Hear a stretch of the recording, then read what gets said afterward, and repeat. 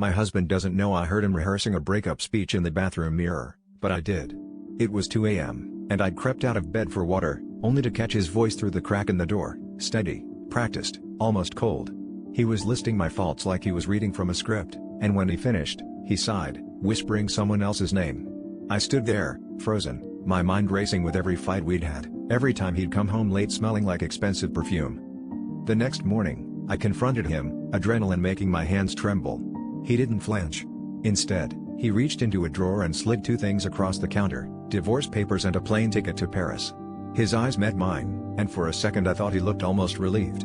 He told me it was all arranged already, I'd leave that night, and his friend would help me settle in. I realized then that he'd planned for me to disappear as neatly as wiping dust from a shelf.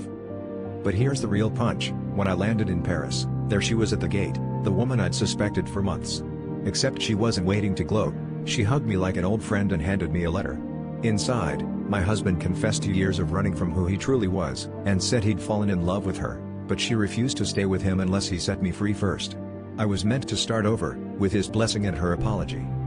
Standing in that foreign airport, clutching a stranger's sympathy and my own broken pride, I realized the worst betrayal wasn't that he'd left me, it was that I'd stopped fighting for myself a long time ago. The ticket was never my escape, it was his. And as I looked at the city lights outside, I finally understood what it meant to choose myself, even if it took being abandoned in Paris to remember how.